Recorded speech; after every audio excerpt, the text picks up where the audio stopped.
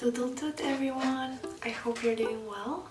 Here I am with a new video. I know we haven't seen each other like for months and months, but I'm back. Today I come to you with a book review. It's a book called Alfabeto Alemagna that's published by a publishing house, Topi Pitori. When I saw this book announced on their Instagram page, I was so excited and I was really happy to receive it for my birthday. So it's a book that contains about 20 essays. They're written by critics and experts in the field of illustration and children's publishing.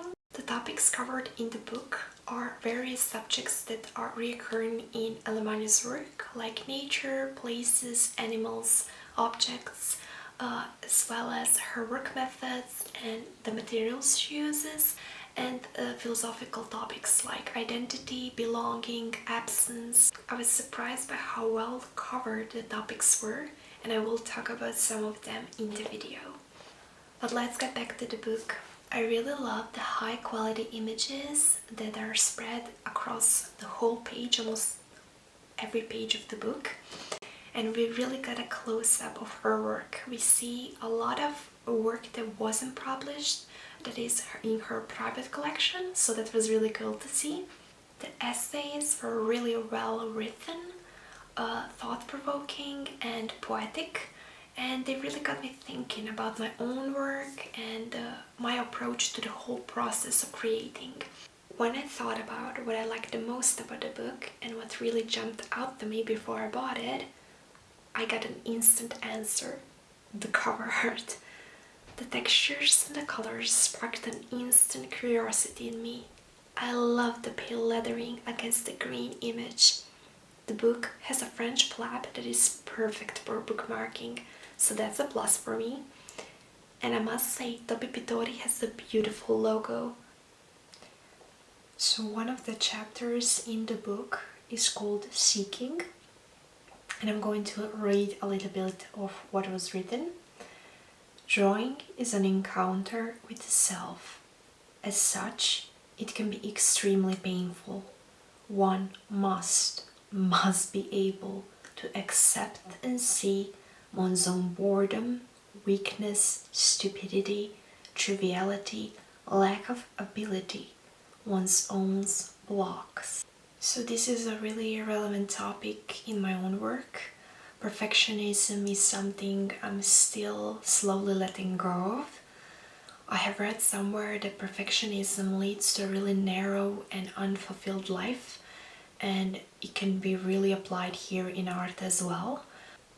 Making lots of work, playing, experimenting, making lots of mistakes, but also learning from them really does help with your progress and with you getting to know what do you like in your own work, what would you like to improve, what would you like to learn, what are some of the skills you could really work on.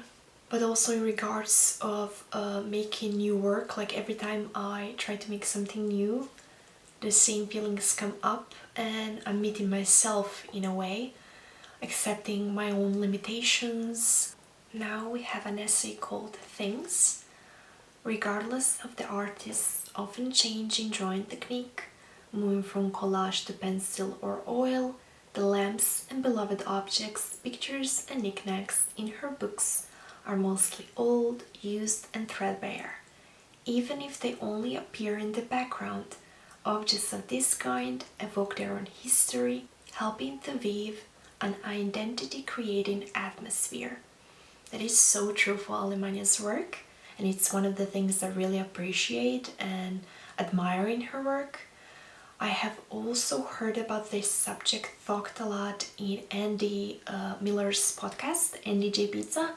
He talks a lot about weaving yourself into your own work, how your own work can reflect your own personality, your interests, things you love the most. One other person that I really love who did this is Julia Sarda. In her picture book A Queen in a Cave, where she placed a lot of her childhood toys and objects, memories into the story, visually, and I really loved seeing that. I think it makes the work really interesting. Then we have materiality and texture, and I'm going to combine those two essays. Beatrice Alemagna is a self-taught illustrator. She did not learn the essential art skills in a classroom. Therefore, her technique stems directly from her childhood. And textures? Others instead try to coax the flat page into conveying something of the materiality of the medium. Yeah, I read in one article that textures are really important in women's work, whether it's like weaving or like ceramics, painting. We can really see that reflected in women's work. I think that's the case a lot for even like emotional people who really like using different materials for expressing their own emotions. I think it's like getting deeper into the emotions that you're trying to evoke in an image.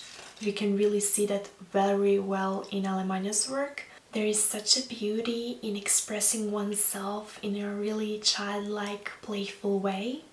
A YouTuber, Sandi Hester, she talks about in her videos how you can let go and create more freely, more loosely.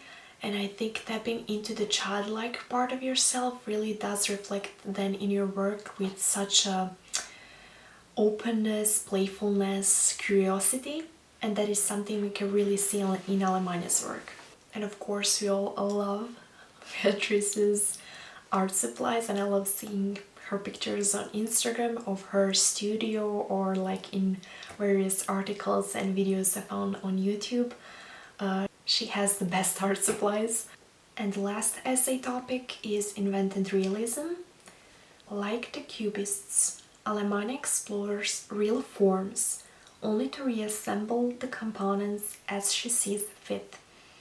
By defying the canons of representation, her illustrations become increasingly real, expressive and direct, in some cases even violent and disturbing. A stylized approach to illustration that leans towards abstraction is something I've always appreciated even since I was a child. I do love realistic work, more representational work, but for me it's sort of like a jumping point in a way that I can take certain elements from realism and I can use them to just build up and create something new. I hope you liked this video. Honestly, I could talk about this book for hours and hours. It's so wonderful. I would like to hear from you in the comments, and please like and subscribe if you want to, and I will see you in the next video. Bye!